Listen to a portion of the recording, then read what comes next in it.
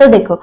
Shock absorber होते क्या है, शॉक एब्जॉर्बर की जो शेप होगी कुछ ऐसी ऐसी होगी जो बाइक्स के अंदर लगे हुए देखे होंगे।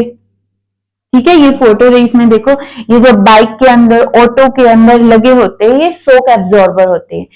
अब रबर और रबर से क्या कनेक्शन है इनका, इलास्टिसिटी से क्या कनेक्शन होता है, देखो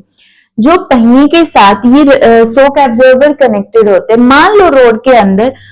अंदर ऐसे बम्प्स है, कहीं पे ऐसे ब्रेकर हो गए, तो उस केस में हम जो है कंफर्ट राइड देने के लिए होते हैं, हमें क्या देते हैं, कंफर्ट राइड देते हैं, कंफर्ट राइड देते हैं, सेफ राइड लगा लो, सेफ राइड देंगे, या फिर ये लगा लो कि व्हील जो पहिए का कांटेक्ट है, व्हील का जो कांटेक्ट है, contact makes with road, makes with road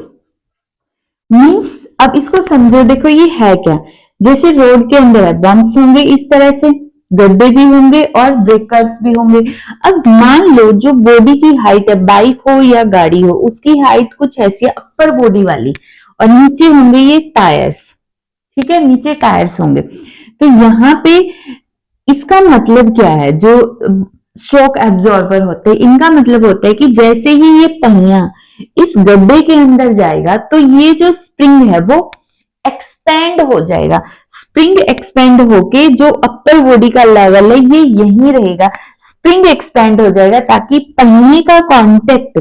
road के साथ भी रहे। अब जो पहिया इधर जाएगा और बीच में जो स्प्रिंग लगा होगा वो एक्सपेंड हो जाएगा, और जैसे ही ब्रेकर आया तब भी अपर बॉडी का लेवल यही रहेगा, तब ये जो स्प्रिंग है वो कंप्रेस हो जाएगा, और स्प्रिंग के कंप्रेस होने की वजह से अभी भी टायर रोड के साथ कनेक्टेड है, रोड के साथ कांटेक्ट में है, और अपर बॉडी का लेवल वही है। मींस शॉक एब्जॉर्बर क्या देंगे, हमें कंफर्ट राइड देंगे। ऐसे नहीं है कि हम ऐसे जैसे गड्ढा आया फिर एकदम से झटका लगेगा, ब्रेकर आया तो फिर से झटका लगेगा, इनकी वजह से हमारी राइड कंफर्ट सेफ राइड होगी, और हमेशा ये रोड के साथ व्हील का कांटेक्ट बना के रखेंगे। ठीक है, और उसके बाद जो ये एनर्जी डिसिपेशन होगा, इसके अंदर जो एनर्जी डिसिपेशन है वो हीट की फॉर्म में लॉस हो जाएगा। ठीक है, यहाँ पे हीट की फॉर्म में लॉस हो गया, रोड को चला गया। ठीक है, ये हीट की फॉर्म में सिंपली लॉस हो गया। फिर एक क्वेश्चन यहाँ पे इन्होंने दिया हुआ, क्वेश्चन ये है कि टायर्स बनाने के लिए,